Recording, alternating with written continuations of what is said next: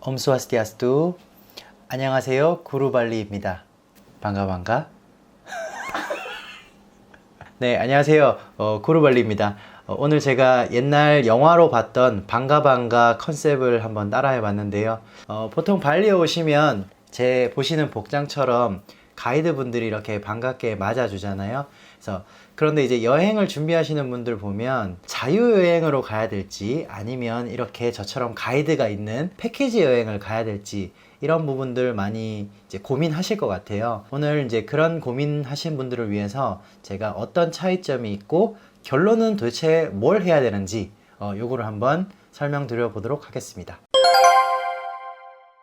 그런데 여행을 자주 다니시는 분들은 제가 앞에 말씀드리는 서론 부분은 사실은 스킵하셔도 될 것 같아요. 그래서 바로 본론 부분부터 보시면 될 것 같습니다. 본론 부분은 자막을 참고해 주시기 바랍니다. 패키지 같은 경우는 숙박부터 시작해서 항공, 그리고 일정, 식사 이런 모든 것들이 여행자 보험까지요 다 포함되어 있는 걸 보통 패키지 여행이라고 하죠. 반면 자유여행 같은 경우는 정해진 일정이 있는 게 아니라 본인이 스스로 항공이나 숙박 그리고 일정을 짜서 본인이 원하는 대로 움직이는 거죠. 말 그대로 자유여행입니다. 개념은 사실은 대부분 분들이 다 아실 거예요. 근데 이제 어떤 차이가 있는지 이런 것들에 대해서 조금 디테일하게 한번 들어가 보겠습니다. 네, 먼저 첫 번째 숙소부터 한번 살펴볼게요. 패키지의 경우는 숙소는 사실은 정해진 숙소죠. 그런데 이 패키지 상품을 보시면 아시겠지만 미리 호텔이 A라는 호텔로 정해져 있는 경우도 있지만 인원이 확정되면 알려준다거나 또는 출발하기 며칠 전에 확정해주는 경우도 있습니다. 왜냐하면 이 패키지 여행을 모객할 때 몇 명이 사실은 모객이 될지 모르다 보니까 미리 숙소를 확정 짓지를 못합니다. 예를 들어 제가 A라는 호텔을 잡아놨는데 생각보다 많은 손님이 모객이 돼서 이 A라는 호텔을 다 투숙할 수 없는 경우는 당연히 다른 호텔을 찾아봐야겠죠. 그렇기 때문에 호텔이 미정돼 있거나 일반적인 한 3, 4성급 이런 호텔인 경우도 있고요. 물론 고급 패키지 같은 경우는 5성급 이상의 좋은 호텔로 가는 경우도 있습니다. 아무튼 이렇게 정해진 숙소로 간다. 이게 패키지의 특징인 것 같고요. 그리고 자유여행 숙소는 본인이 직접 찾는 거니까 본인이 원하는 숙소를 찾으면 되겠죠. 대신 이제 온라인 예약 사이트나 아니면 여행사 사이트를 통해서 숙소를 고르실 때 보통 사진을 보고 많이 고르시잖아요. 근데 사진은 사실은 그렇게까지 신뢰를 안 하셨으면 좋겠어요. 왜냐면 제가 일전에 영상에서도 설명드렸던 것처럼 이 숙소 사진 찍어 놓은 거는 포토그래퍼를 불러서 가장 최상의 각도와 최상의 렌즈로 넓어 보이게 그리고 에딧을 하죠. 수정이 돼 있기 때문에 실제 눈으로 보는 것과는 차이가 많을 수 있습니다. 그렇기 때문에 사진만 보지 마시고 직접 숙소를 예약하실 때는 리뷰를 충분히 읽어보신 다음 별 4개, 5개 이런 거 많이 읽지 마시고요. 3개 밑으로 된 것들, 불평불만은 어떤 것들이 있었나 이런 것들을 살펴보시면 이 호텔에 단점이 보일 거예요. 단점이 몇 개 안 된다라고 한다면 나머지는 다 장점이겠죠. 이런 식으로 판단을 하시면 좋을 것 같습니다.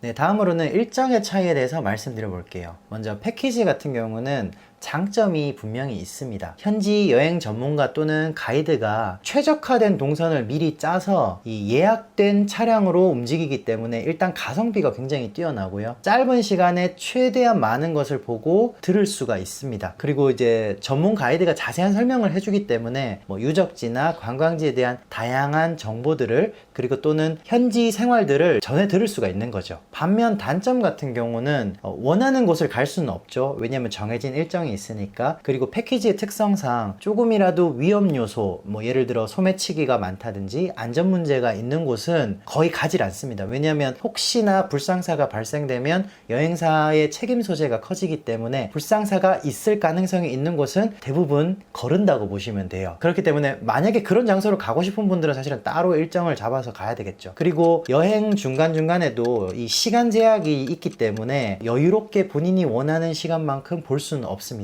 이런 부분이 패키지 일정의 단점이라고 할 수 있겠습니다. 반면 자유여행 같은 경우는 원하는 곳을 원하는 시간만큼 돌아다닐 수가 있죠. 이게 가장 큰 장점일 것 같고요. 단점 같은 경우는 우선 일정을 소화하기 위해서 대중교통이나 택시 또는 렌트카 정보 같은 여행 루트를 미리 공부를 하시고 사전에 예약을 진행하셔야 돼요. 그렇기 때문에 동선을 만약에 잘 모르는 경우에는 이동 시간이나 이런 낭비되는 시간이 굉장히 많습니다. 그리고 언어가 원활하지 익숙하지 않은 분들이나 현지 정보가 이제 좀 부족한 부분들이 있을 수 있거든요. 그런 경우에는 덤탱이를 쓸 가능성이 있습니다. 뭔가 물건을 살 때라든지 또는 이동하는 그 교통비라든지 이런 거에 대해서 이 덤탱이를 쓸 가능성이 분명히 있습니다. 그렇기 때문에 이런 것들을 이제 조금 감안을 하셔야 되고, 그럼에도 불구하고 이런 것들도 경험이라고 생각이 된다면 뭐 사실은 자유여행을 하셔도 문제가 없겠죠.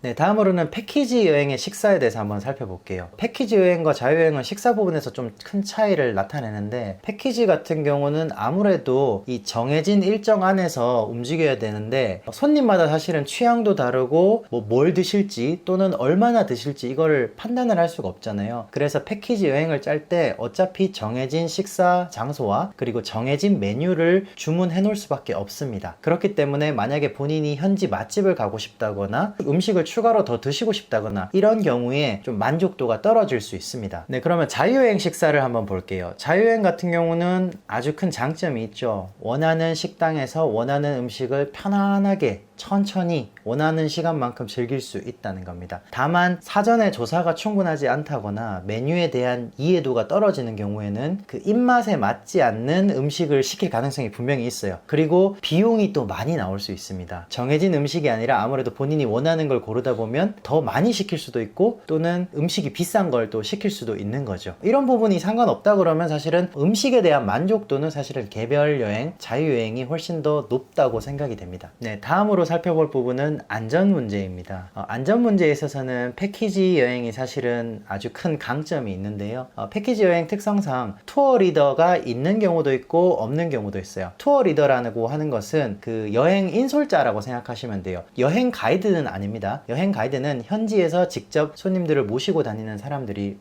가이드인 거고요. 여행 인솔자, 투어 리더는 한국 공항에서부터 현지까지 이제 인솔을 해가는 분들이죠. 만약에 현지 인솔자가 있는 경우는 인솔자만 따라가면 되기 때문에 일단 안전하게 출국이나 입국 심사를 할 수 있습니다. 또 만약에 입국 신고서가 있는 경우에는 이분들이 도와줄 수 있기 때문에 뭐 그렇게 큰 걱정을 안 하셔도 되죠. 그렇기 때문에 부모님들 여행 같은 경우는 사실은 이 인솔자가 있는 경우가 굉장히 유리한데요. 그리고 또 한 가지 큰 장점은 현지에서 뭐 분실 사고라든지 또는 다른 기타 여러 가지 사고가 아픈 경우도 있고요. 사고가 발생할 수 있어요. 이런 경우에 가이드나 현지 인솔자가 있다고 한다면 신속하게 일단 대처가 가능하고, 이 패키지 여행 특성상 여행자 보험은 당연히 가입이 돼 있을 거예요. 그렇기 때문에 사고가 일어난다고 하더라도 여행자 보험 처리를 할 수 있게 이분들이 분명히 도와주실 겁니다. 네, 그런데 이런 사고 처리에 있어서도 모든 여행사가 다 잘 처리해 주는 건 아니고요. 여행사마다 뭐 능력이라든지 또는 마인드의 차이가 있을 수 있기 때문에 부드럽게 처리해 주는 곳도 있지만 그렇지 않은 곳도 있기 때문에 법적 분쟁까지 가는 경우도 있어요.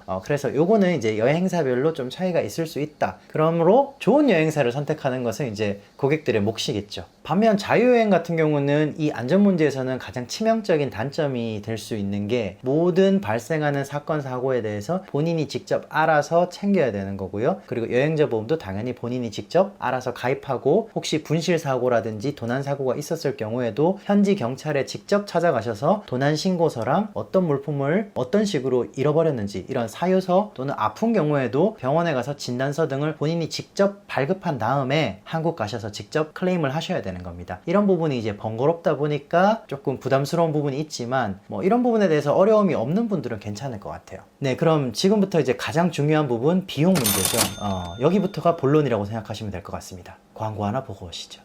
자, 여행을 선택할 때 비용 부분이 사실은 가장 중요한 부분이기도 해요. 그렇기 때문에 패키지 여행 같은 경우는 여러 사람이 정해진 일정으로 움직이므로 개인보다는 단체가 표면적으로는 더 저렴할 수 있습니다. 규모의 경제라는 게 있잖아요. 그러니까 단체로 여행을 하는 경우에는 아무래도 조금 더 저렴하게 차량도 이용할 수 있고 식당이나 숙소 다 저렴하게 이용할 수 있습니다. 그러나 이제 현지에서 이 정해진 일정 외에 추가적인 옵션이 있다거나 좀 뭐 또는 식사를 업그레이드 하는 경우가 있다거나 뭐 쇼핑 일정에 포함되어 있는 경우도 있을 거예요. 패키지 여행은. 그렇기 때문에 이런 경우에 추가 지출이 분명히 발생할 수가 있고, 패키지 구조 특성상 모집 여행사와 본사 또 아웃바운드라고 하는 이제 현지로 보내주는 여행사가 또 따로 있고요. 그리고 이 손님을 받는 현지 여행사가 있고, 현지 여행사가 다시 가이드한테 손님을 넘기는 구조. 대부분의 여행 구조가 이런 식으로 돼 있기 때문에 가령 예를 들면 손님이 100만 원을 이제 여행 비용으로 냈다고 하더라도요. 현지 현지에서 실제 가이드나 현지 여행사가 한국 여행사로부터 받는 돈은 50만 원이 채 안 될 수도 있습니다. 그런데 실제로 손님한테 들어가는 숙박이라든지 차량, 가이드 이런 모든 비용이 60만 원이라고 가정을 해볼게요. 그러면 손님이 공항에 도착하는 순간부터 이미 마이너스 10만 원이에요. 그죠?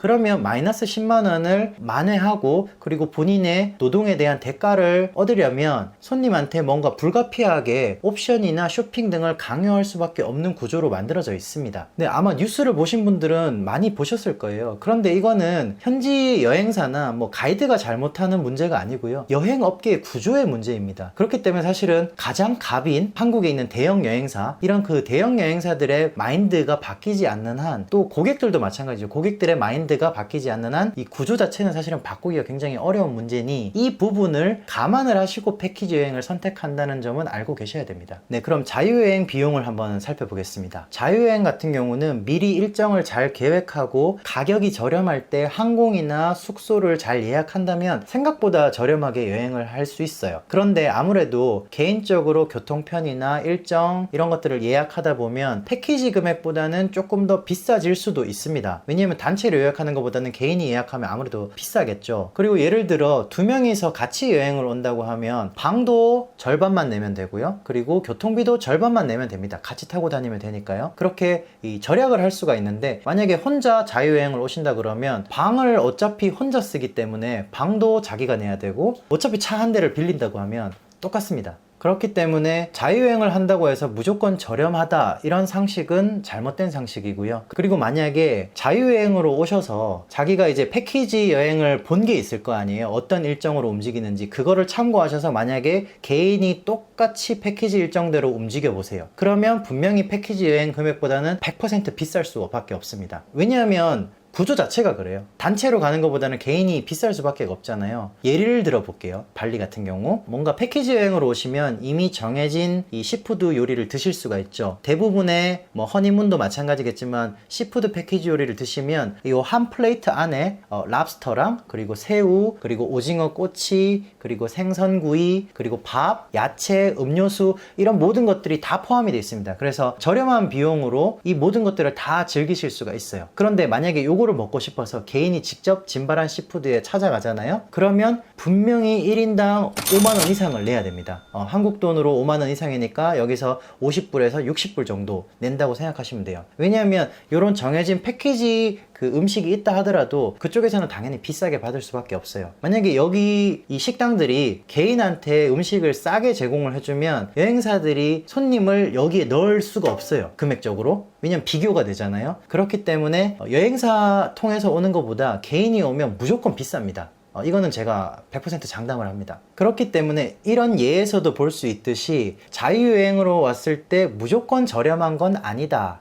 여행사를 통해 오시면 이미 정해진 차량이 있기 때문에 차량으로 원하는 대로 갈 수가 있잖아요. 그래서 일단 어떤 일정을 예약을 하더라도 차량비가 추가로 드는 건 없습니다. 근데 개인으로 오시는 분들은 어떤 일정을 하시든 또는 어떤 식사를 하시든 갈 때마다 차량비가 계속 들어가잖아요. 차를 렌트하시지 않는 이상. 그렇기 때문에 그런 비용에 대한 부분도 분명히 고려를 하셔야 된다라고 생각이 됩니다. 네, 이제 하이라이트입니다. 결론을 한번 내보겠습니다. 어떤 여행 방식이 더 좋다, 나쁘다 이렇게 판단할 수는 없어요. 그러므로 본인의 여행 성향과 그리고 상황, 여기에 맞춰서 본인한테 맞는 걸 선택하시면 될 것 같습니다. 자, 그럼 이런 분들은 패키지 여행 선택하세요.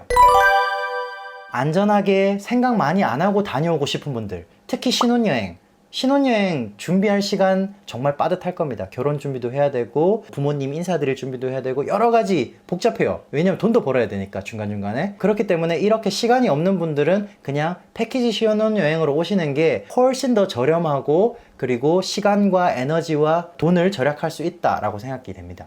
두 번째, 우리 가족, 우리 친구들은 의견이 너무 분분하다. 원하는 게 다 달라. 그리고 선택장애 있는 분들, 이런 분들은 그냥 패키지로 가십시오.